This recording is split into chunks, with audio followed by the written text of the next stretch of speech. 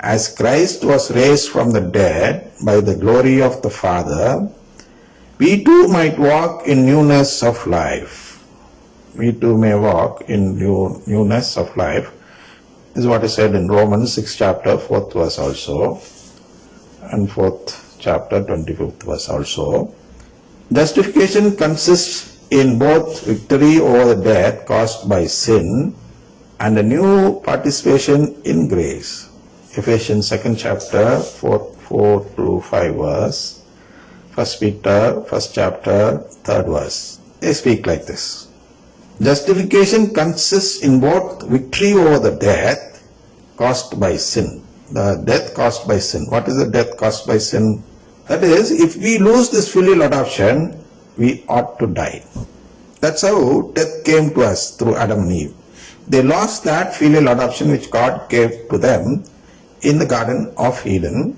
And since they lost this gift, we all should die.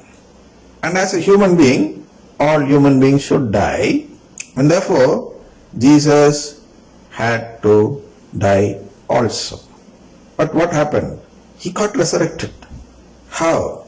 Because he, through his crucifixion on the cross and the suffering in this world, made an application to God. He made an agreement with God the Father, asking him to filially adopt him also.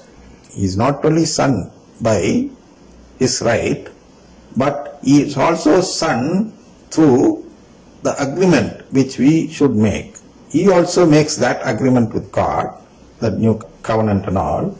He undergoes all those righteousness which God expects from him. That's why he received baptism. There was a need for him to receive baptism. There only he says to John the Baptist that I should do all the righteousness which is meant for men. And therefore John the Baptist gave him baptism. It is only to fulfill the righteousness. He receives baptism, he carries the cross, everything.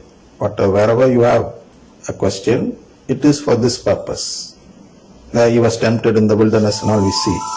So this temptation also was a type of righteousness which Jesus followed, like all human beings. And so he got eligible to receive this filial adoption also after his death on the cross.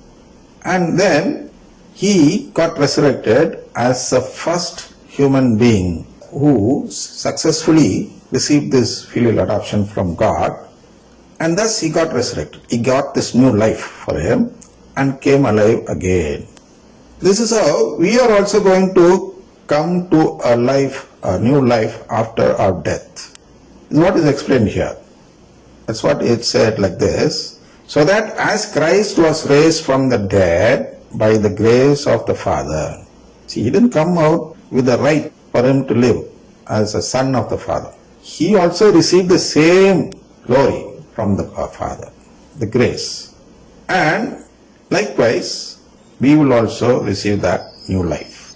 We too might walk in newness of life, so that as Christ was raised from the dead by the glory of the Father, we too might walk means we too might be raised from the dead by the glory of the Father in newness of life. This is what is meant here. Romans 6:4 and on. So justification consists in both victory over the death caused by sin.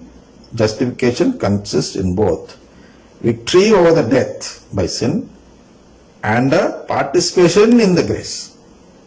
How are we justified now?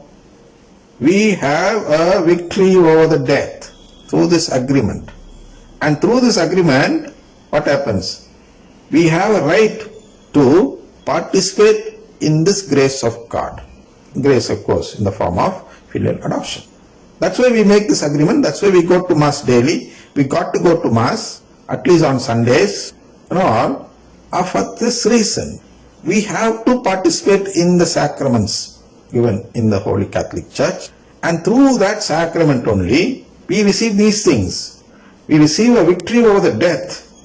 And we receive a right to participate in God's grace. That is filial adoption.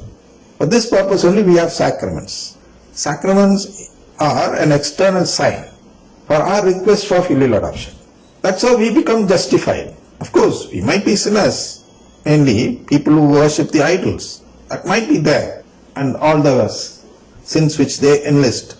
Whereas there might be sins or the list of sins, but we are justified in a different way, a separate way, where God gives this filial adoption as a pure gift. That's what we saw in 2009.